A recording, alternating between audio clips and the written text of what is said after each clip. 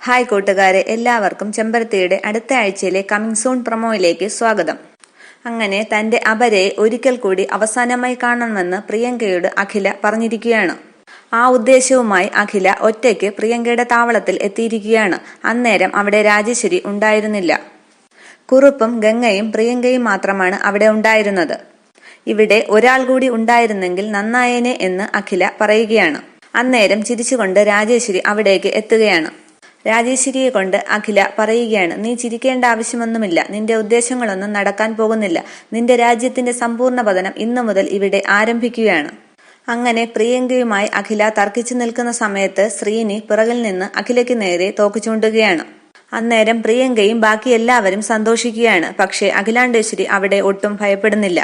തെല്ലും ഭയമില്ലാതെ അഖില തന്റെ കയ്യിൽ ഒളിപ്പിച്ചു വെച്ചിരുന്ന ഗൺ പ്രിയങ്കയുടെ നേർക്ക് ചൂണ്ടുകയാണ്. അന്നേരം ശ്രീനിയും ബാക്കി എല്ലാവരും ഒന്ന് അമ്പരക്കുകയാണ്. പെട്ടെന്ന് അഖില അങ്ങനെ ചെയ്തപ്പോൾ എല്ലാവരും അന്തം വിട്ടു. ആ ശ്രമത്തിനിടയിൽ അഖില പെട്ടെന്ന് ശ്രീനിയുടെ കയ്യിൽ നിന്നും തോക്ക് പിടിച്ചു വാങ്ങിക്കുകയാണ്.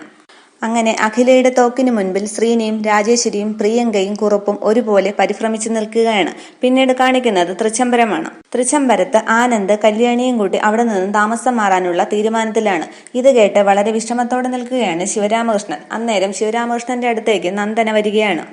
ആനന്ദ് ഇത്രയും ക്ഷോഭം കാണിക്കാനുള്ള കാരണം എന്താണെന്ന് ശിവരാമകൃഷ്ണൻ തിരക്കുമ്പോൾ നന്ദന പറയുകയാണ്, കല്യാണിയുടെയും ആനന്ദിന്റെയും കുഞ്ഞ് നഷ്ടമായിരിക്കുകയാണ്. പിന്നെ അഖിലാന്റി അവരെ അപമാനിച്ച കാര്യങ്ങളുമൊക്കെ നന്ദന ശിവരാമകൃഷ്ണനോട് പറയുകയാണ്. അന്നേരം ശിവരാമകൃഷ്ണൻ ആകെ സംശയിക്കുകയും ആകെ വിഷമിക്കുകയും ഒക്കെ ചെയ്യുകയാണ്.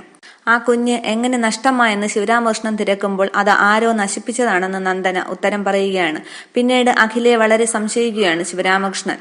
പിന്നീട് തൃച്ചംബരത്തെത്തുന്ന അഖിലയോട് ശിവരാമകൃഷ്ണൻ ചോദിക്കുന്നത്, നിനക്ക് എത്ര മുഖങ്ങളാണ് ഉള്ളതെന്ന്. ഒരു മുഖം സ്നേഹവും ഒരു മുഖം ദേഷ്യവും. ഇതെല്ലാം കൂടി എന്ന് അവസാനിപ്പിക്കും എന്നൊക്കെ ശിവരാമകൃഷ്ണൻ തിരക്കുകയാണ്. ഇത്രയുമാണ് coming soon promo. Thank you.